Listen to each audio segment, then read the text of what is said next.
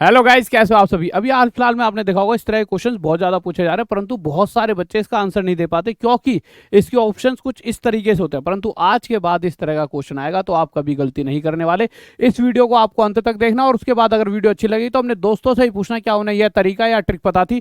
पर उससे पहले देखिए, आपके लिए जैसा कि हम हमेशा करते रहते हैं, क्योंकि देखिए बच्चों की मोहब्बत से ही आज हम यहाँ पर और बच्चों के लिए ही हम यहाँ पर हैं। तो कल रात 9 बजे भयंकर सी ट्रिग्नोमेट्री त्रिकोणमिति की एक मैराथन लेकर आ रहा हूँ जो सिर्फ आपके लिए होगी। कोई पैसे वैसे नहीं है, यूट्यूब पर आओ और चुपचाप आके पढ़ो। और साथ ही साथ राहुल देसाल मैथ्स पीडब्ल्यू सर्च करके रोज रात 9 बजे आप मेरी वीडियोस को देख भी सकते हो। और एक हमारा बैच भी चल रहा है, मैथ्स मास्टर कोर्स है जो फिजिक्स वाला वाली ऐप पर है, 999 में। वहां जाकर भी जुड़कर आप पूरा एक मास्टर कोर्स पढ़ सकते हो। तो गाइस, जैसा कि अगर आपको क्वेश्चन था पिछले वाला, उसको अगर मैं बात करूं तो अगर नॉर्मल इस तरह से नंबर लिखा है कि एक ऐसी वैल्यू यहां दिख रही है जिसे हम इस तरह से तोड़ सकते हैं कि उन दो नंबरों का मल्टीप्लाई ये हो और साथ में उन दोनों नंबरों के बीच का गैप एक भी हो। बहुत बार क्या होता है, बच्चा कहता है सर 5 20 तो मेरे भाई 10 गुणा में 2 भी होता है 20। ये बात सच है कि 10 गुणा में 2 10 मल्टीप्लाई 2 20 होता है, परंतु इनके बीच में एक का गैप नहीं है। हमें ऐसे दो नंबर चाहिए जिन दो का मल्टीप्लाई 20 भी हो और उनके बीच में एक का गैप हो। अगर ऐसे दो नंबर मिल चुके हैं तो अगर यहाँ प्लस की सीरीज चल रही है तो इन दोनों में से जो बड़ी वैल्यू 5 हमारा आंसर हो जाता है। कभी कभी बच्चा कहता है सर अगर प्लस की सीरीज नहीं होती, अगर प्लस की सीरीज नहीं होती तो क्या होता। तो गाइस होता क्या, देखिए, तो उस केस में आपको कुछ भी नहीं करना होता। अगर यहाँ प्लस की जगह माइनस होता, जैसे यहाँ पे माइनस यहाँ पे माइनस, तो फिर से आप वही करते 4 पंजे 20।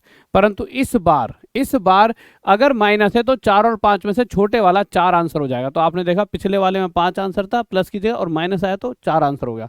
सिर्फ इतना सा। जैसा कि अगर मैं इस क्वेश्चन की बात करूं तो दो ऐसी वैल्यू ढूंढनी है जिन दोनों का मल्टीप्लाई 42, 7 इंटू 6, वैसे 21 दूना भी 42 होता है, परंतु हमें दो ऐसी वैल्यू ढूंढनी है जिनके बीच का गैप एक भी हो। ऐसी दो मिल गई। तो अगर यहाँ माइनस है, अगर प्लस होता तो 7 आंसर आता बड़ी वाली वैल्यू, परंतु यहाँ माइनस है, माइनस का मतलब छोटे वाली वैल्यू 6 हमारा आंसर।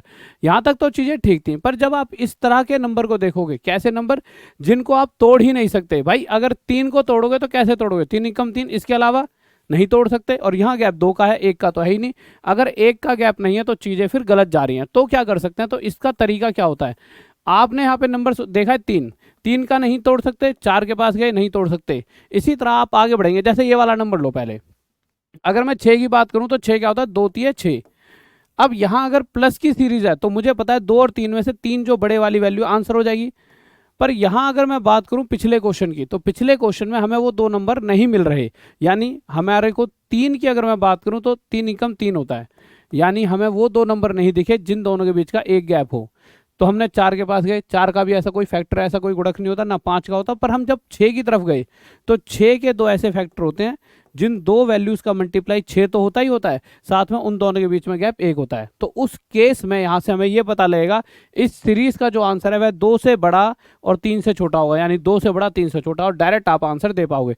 जैसा अगर मैं अगले क्वेश्चन की बात करूं कि इसका आंसर क्या होगा, तो पहली बात 5 को तो आप तोड़ नहीं सकते, परंतु जैसे हम 6 की तरफ गए तो 6 को जब तोड़ोगे तो 2 3 6, यानी कि इस पूरी सीरीज का आंसर हमारा 2 से बड़ा और 3 से छोटा होगा, यानी बिटवीन 2 एंड 3। दो अलग अलग तरीके से आपके ऑप्शन देखने को मिले।